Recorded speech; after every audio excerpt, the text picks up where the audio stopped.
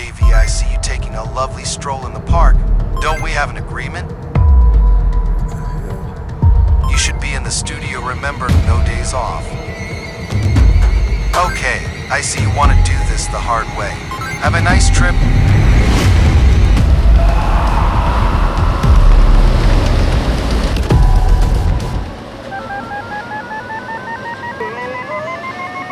You have arrived to your destination. Man, what the hell was that about? Oh, what up, y'all? I don't know what the hell that was about. But hey, we here. What's good?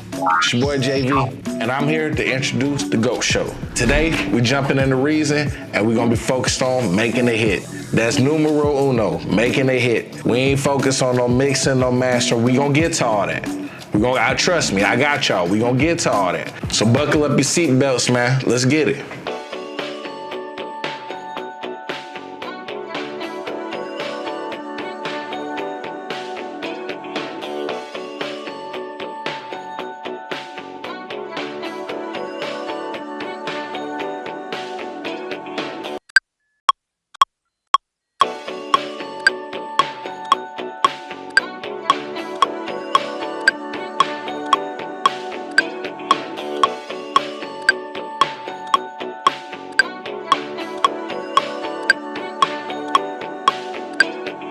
Usually I like to put my instruments first, so I kind of like to build, helps tell a story a little bit, but usually it's up to the producer how you want to do it. Honestly, that's how I do it.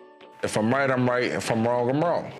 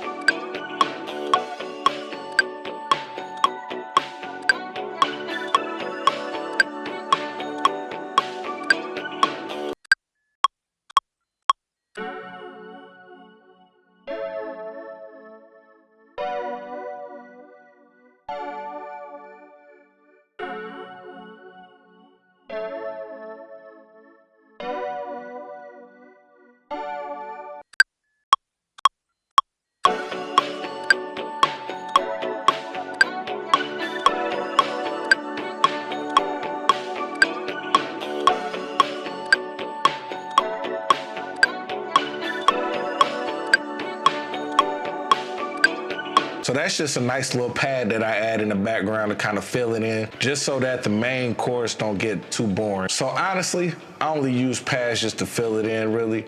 Never use it as a main sound. Put it in the song to fill it out, so a background melody isn't too hollow, if that makes sense. So now that we got a good melody, we can go ahead and get to the drums.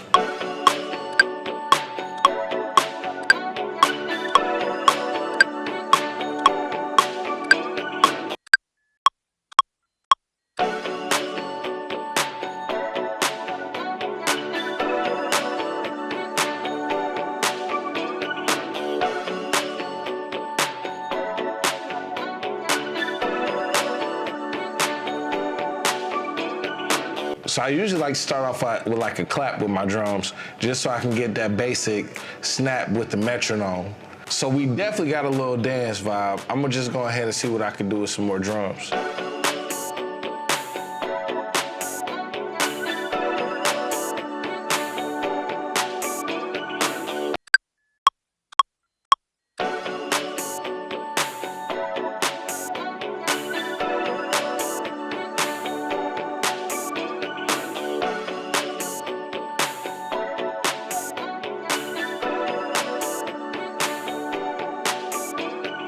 Yeah, so those open hi-hats gotta slide. No matter what you do, make sure they slide. Then you mix the slide with the hop. Slide with the hop, always gonna give you the bounce.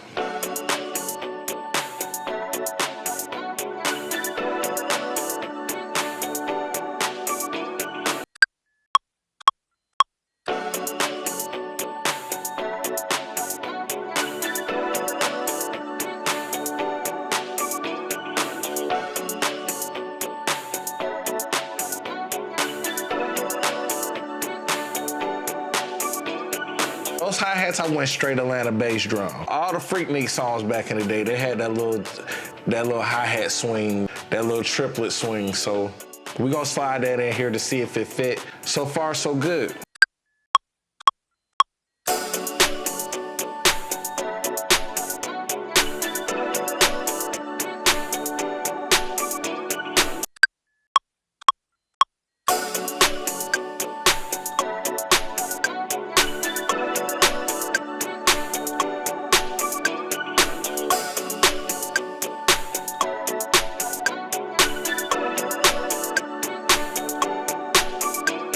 So right now we got a snare, the snare sliding right in with the hi-hats. So we're gonna go ahead and get to this kick.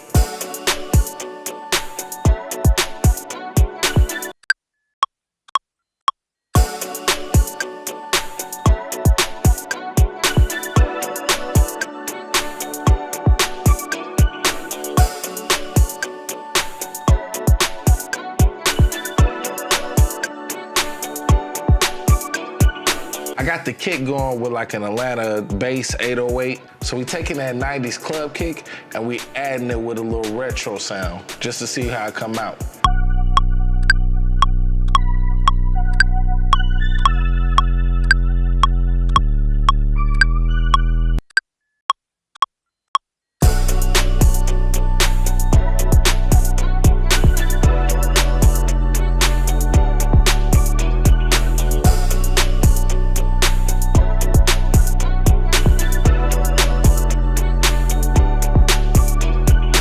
Okay, that 808 just filled it right on in. That 808 came out the basement. We waking up the neighbors, baby.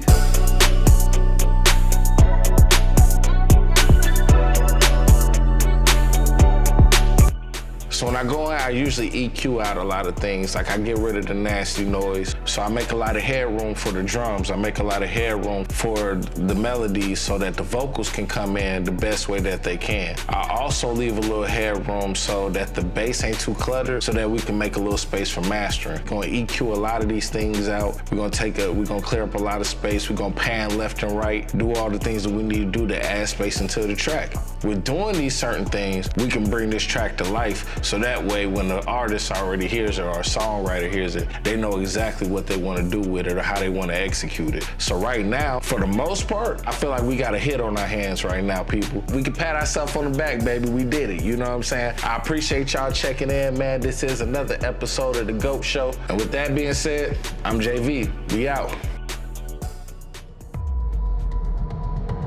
Okay, JV, mission complete. You can go back now. Bruh, you ain't gotta go through all that. I absolutely do.